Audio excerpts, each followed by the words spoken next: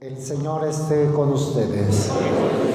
Lectura del Santo Evangelio según San Lucas. En aquel tiempo, los pastores fueron a toda prisa hacia Belén y encontraron a María, a José y al niño recostado en el pesebre. Después de verlo, contaron lo que se les había dicho de aquel niño, y cuantos los oían quedaban maravillados. María, por su parte, guardaba todas estas cosas y las meditaba en su corazón. Los pastores se volvieron a sus campos, alabando y glorificando a Dios por todo cuanto habían visto y oído, según lo que se les había anunciado. Cumplidos los 8 días, circuncidaron al niño y le pusieron el nombre de Jesús, aquel mismo que había dicho el ángel antes de que el niño fuera concebido. Palabra del Señor. Gusta sentarse un momento.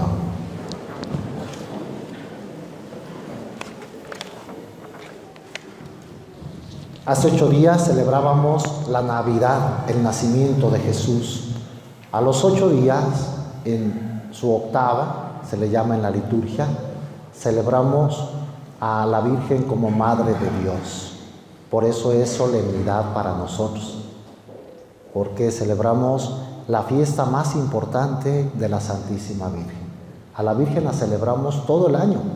Hay muchas advocaciones, muchas apariciones, muchas maneras de encomendarnos a ella, pero el título más grande que se le puede dar a la Virgen, que es la fuente de todos los demás dones, es Madre de Dios. Es dogma de fe, de paso. Quien no crea que María es Madre de Dios está fuera de la fe católica. María es Madre de Dios, un título que viene desde el año 431, en el concilio de Éfeso. Un concilio que se celebró en esa ciudad que actualmente está en Turquía.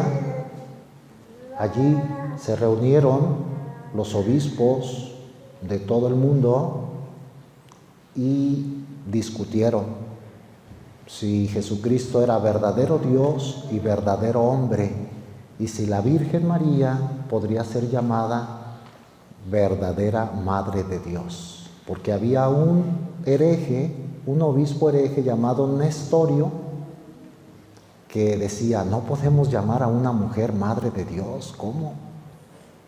Se discutió mucho. Un concilio, los concilios tratan temas sumamente importantes, y más los primeros concilios de la Iglesia. Este fue el 4º concilio ecuménico en toda la historia de la Iglesia. Al frente de los que defendían que María podría ser Madre de Dios se hallaba un obispo de Alejandría, San Cirilo de Alejandría.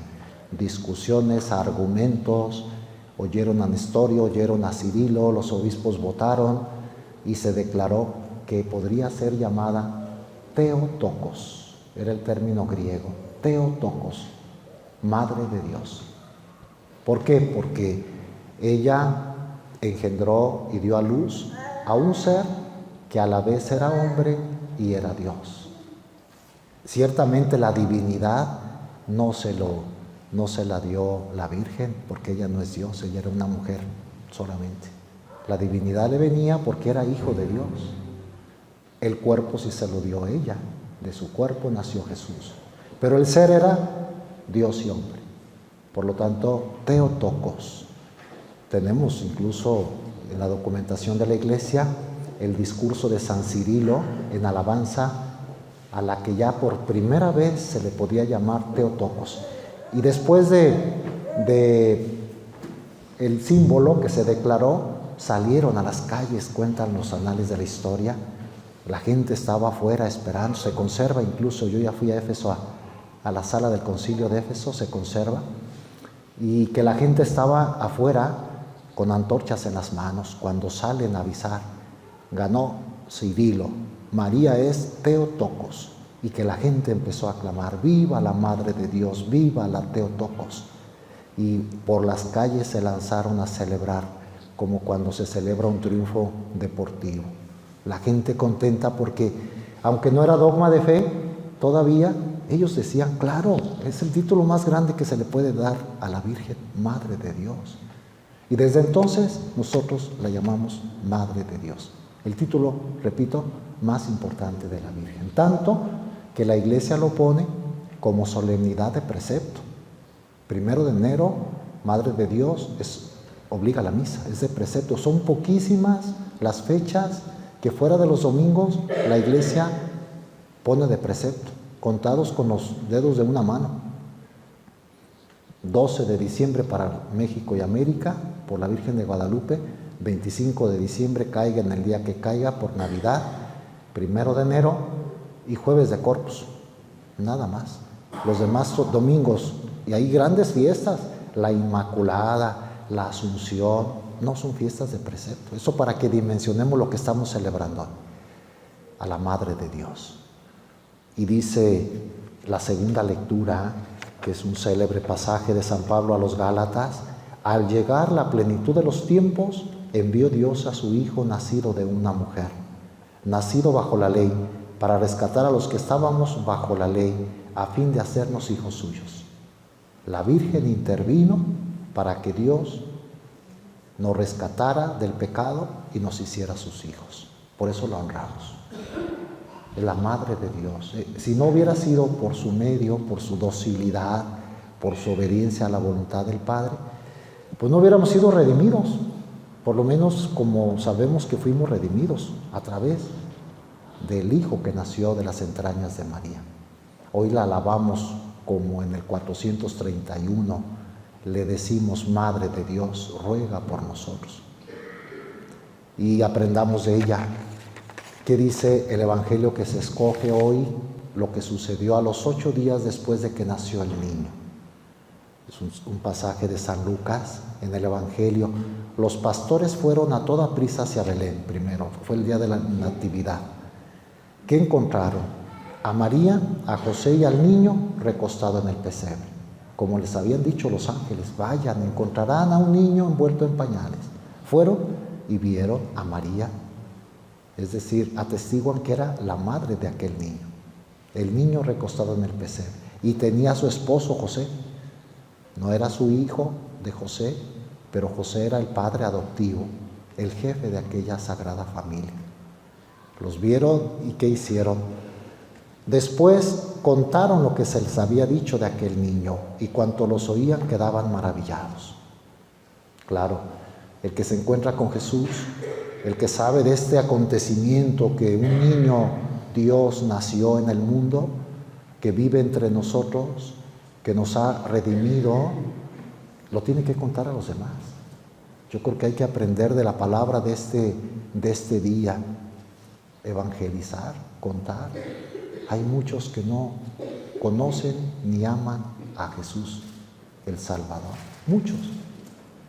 En este país católico, 90 y tantos % católicos, y muchos como si no lo conocieran, no lo aman, no saben de Él.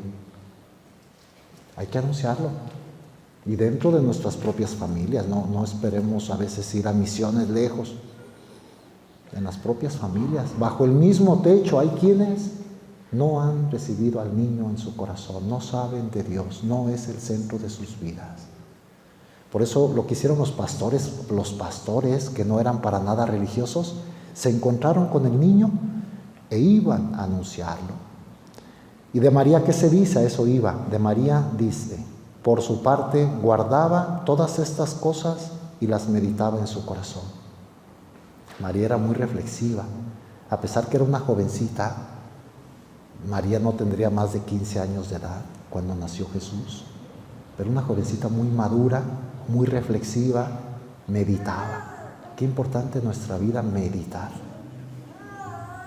Que no nos dejemos llevar por las emociones del momento, por los sentimientos del momento, por lo que dicen las redes sociales. Medita en tu corazón.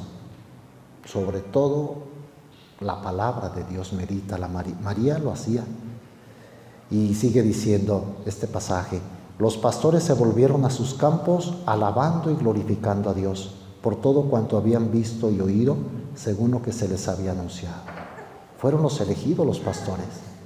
No fueron los sabios de Jerusalén, mujeres de alta sociedad, unos pastores, ignorantes, pobres, pero llenos de amor. Supieron responder, se fueron alabando y glorificando a Dios.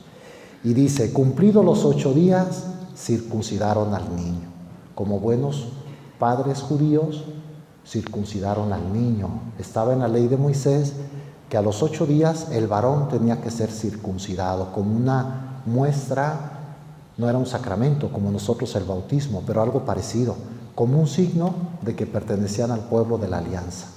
Lo que para nosotros sería, es mucho más el bautismo que la circuncisión, pero porque es un sacramento, interviene Dios. Ahí era un signo de que este niño pertenece a Dios, va a ser parte de la alianza. Y fíjense una reflexión, a los 8 días fue circuncidado el niño, derramó su primera sangre por nosotros. Nuestro Señor no nos salva solo en la cruz, nos salva desde que nace y nos salva derramando su sangre. La circuncisión pues era corte, lo sabemos, sigue siendo, pero ahora no se usa como signo de pertenencia a un pueblo. En nuestro Señor se dio, empezó a salvarnos, y ese día se le puso el nombre de Jesús, aquel mismo que había dicho el ángel antes de que el niño fuera concebido. Era costumbre de los judíos, el día que circuncidaban le ponían un nombre. El Hijo de Dios fue Jesús, Yeshua, en hebreo, Jesús, que significa Dios salva. Y para los judíos era muy importante el nombre. El nombre significaba la misión que iba a tener una persona. Y este nombre lo escogió Dios mismo. Se lo dijo a María desde la Anunciación. Le pondrás el nombre de Jesús, le dijo el ángel Gabriel. Y a José, no dudes en recibir en tu casa a María. Va a concebir por obra del Espíritu Santo. Tú le pondrás el nombre de Jesús, escogido por Dios, porque Dios salva a través de Jesús. Es nuestro Salvador. Hoy, a los 8 días de la Navidad, pensando en María, la Madre de Dios, pues le pedimos que nos salve, que en verdad sea para nosotros el Redentor, el Salvador, que nos unamos mucho a Él, que lo amemos durante todo este año más, que crezcamos en su conocimiento. Hay que darle gracias a Dios, se me ocurre, que podamos celebrar esta fiesta y el inicio de este año en el templo, escuchando su palabra, en torno a Dios, con su presencia, con la protección materna. Hay muchas personas, estaba viendo en televisión europea, pues ellos ya llevan muchas horas del año nuevo por el cambio de horario.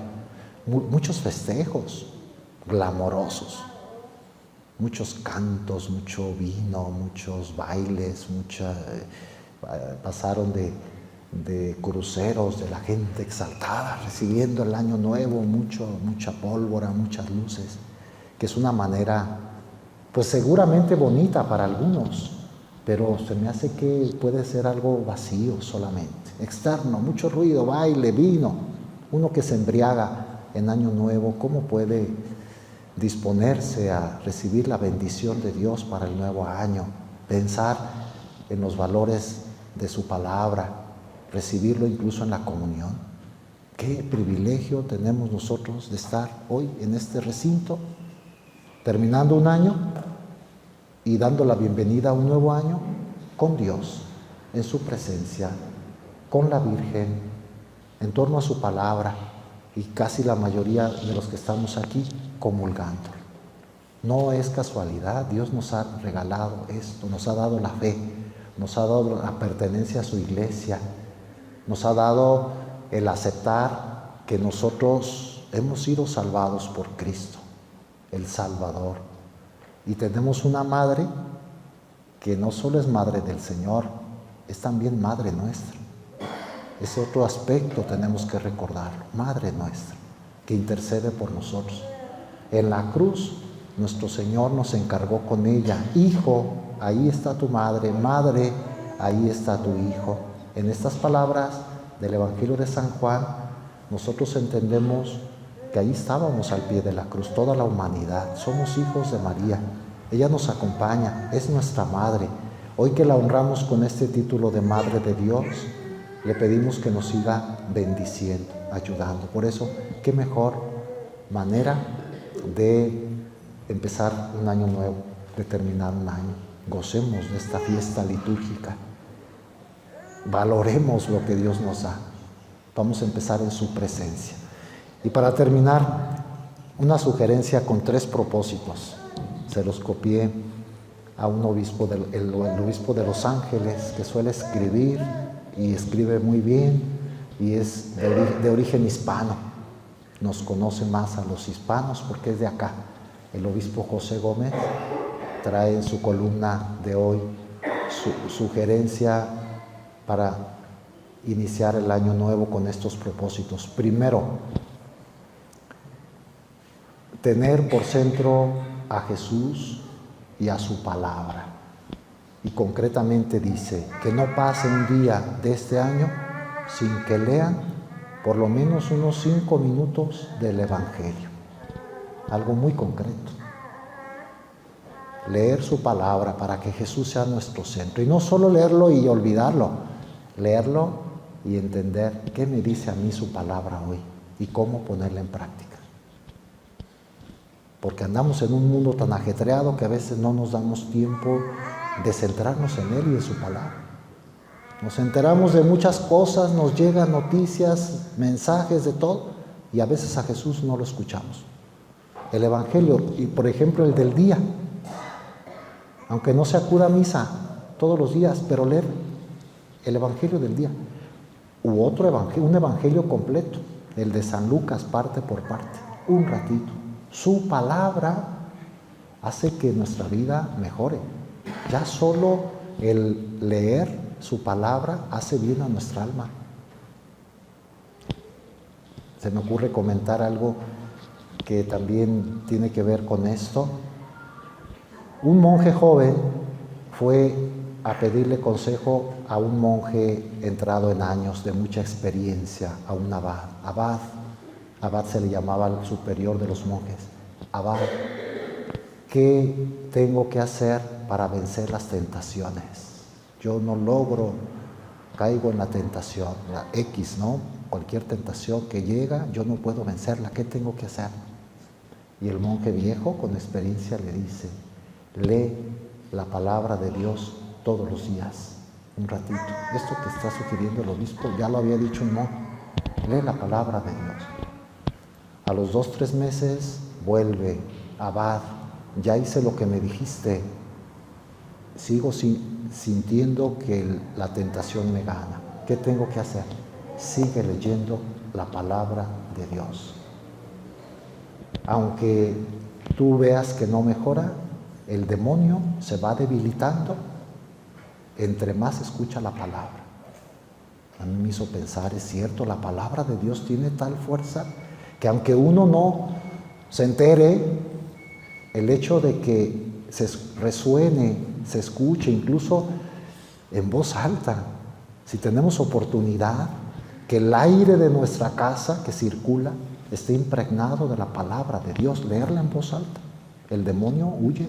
El demonio, que es el que nos hace caer en tentación, se va debilitando. Entonces, siguió y al poco tiempo fue: es cierto lo que me dijiste. Seguí leyendo la palabra y ahora ya me considero un monje fiel. He podido vencer la tentación. La palabra de Dios es fuerte. No es leer cualquier libro, es Dios el que habla, está impregnada del Espíritu Santo. Segundo, dice el obispo, y que se me hace muy práctico, trata de hacer feliz la vida de los demás. Porque a veces se nos olvida esto, la vida de los demás. Y sugiere cosas concretas. Sonríe más. Tú le puedes hacer agradable la vida a una persona con una sonrisa. El día que empiece no con regaño, no con rechazo, no con hostilidad, no con violencia, no con gritos. Lo que necesita esta persona es un rostro amable. Eso puede ayudar. Consuela a una persona necesitada. Acércate incluso a las personas que no te caen bien. No rechaces a nadie, hazle agradable la vida, muéstrale respeto. Y tantas otras cosas, pensar en los demás, o sea, no solo en mí mismo. Nos vamos llenando a veces de egoísmo, no nos interesa lo que le pasa al otro. Esfuérzate en este año nuevo, no te centres en ti mismo, céntrate en hacer algo bueno por el otro. Tercero, perdonar, dice este obispo. Los obispos pues son pastores de la iglesia, de su diócesis y pastores de la iglesia universal. Yo siempre tengo mucho respeto por los obispos, elegidos por Dios, con un carisma muy grande, profundidad, más a fondo conocen el Evangelio, se les pide mucho, pero Dios les da mucho a nuestros señores obispos. Por eso me parece importante lo que dice el obispo de Los Ángeles. Dice, perdonar. Uno puede decir, no, pues si yo ya he perdonado a todos. No seas tan superficial. Perdona. Puede ser que tengas rencores, casi seguro que sí tienes. Desde que eras niño, desde más adolescente, desde joven, desde ahora mismo, enemigo, gente que te ha hecho daño. No puedes perdonar ni a tus padres, ni a tus hermanos, ni a tu esposo, ni a tu esposa, ni a tus hijos. Perdona. Un buen propósito de año nuevo, que el corazón esté limpio. Pedirle a Dios y hacer la lucha por no estar recordando. Para muchas personas el año nuevo, la Navidad, es ocasión, en lugar de purificar su corazón, de sacar las heridas que traen y desahogarse. Y es que en este año me hizo tal y el otro y aquello. Perdona, apacigua tu corazón. Buen propósito, también muy práctico. Está este hombre, el obispo, en Estados Unidos. Yo no sé si allá la sociedad sea más difícil de sobrellevar unos a otros. Hay diferencias, me parece que el que más gana, más vale, y se pisotean muchas dignidades, pero en todos lados. Aquí mismo nosotros podemos recibir muchos daños. Que no guardes nada en tu corazón de rencor, sánalo. Recibimos al príncipe de la paz.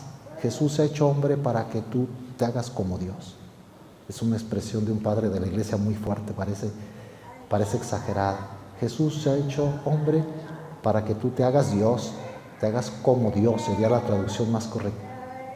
Y ser como Dios significa tener amor en tu corazón y ser limpio y amar a todos e imitar al niño que nos ha nacido por intercesión de la Santísima Virgen. Le pedimos pues a Nuestra Señora en esta solemnidad que nos acompañe, que desde este inicio de año ella alcance la gracia que necesitamos para ser fieles a su Hijo, y que llevemos durante todo el año una buena relación, empezando por nuestro Señor y también con ella. Es una fiesta mariana. Entre más nos acerquemos a María, ella nos llevará más a Jesús. Que nos hagamos dignos hijos de la Santísima Virgen. ¿Y qué hace en la tierra un hijo que ama a su madre? Pues no le causa tristeza. La honra, hace lo que le hace feliz a ella. Que eso nos propongamos, ser dignos hijos de la Virgen. Pedimos hoy su intercesión, la bendición de Jesús Salvador. Pedimos por nuestras necesidades concretas, especialmente del alma. Es muy común en el mundo desear cosas materiales, y salud, y dinero, y trabajo, y felicidad. Qué pocos piensan en el bien del alma. Nosotros en esta celebración le pedimos por el bien de nuestra alma. Quizá va a ser el último año que iniciemos, pensemos en eso. Aprovechemos el tiempo que Dios nos da para amarlo, para ejercitar las virtudes. Y si nos llama en este año, pues el próximo ya estaremos con Él gozando eternamente. de eso nunca nos vamos a arrepentir, de amar a Dios, de servirlo. Para eso estamos en este mundo. El tiempo que Él nos da es para aprovecharlo en el crecimiento de su amor. Que así sea.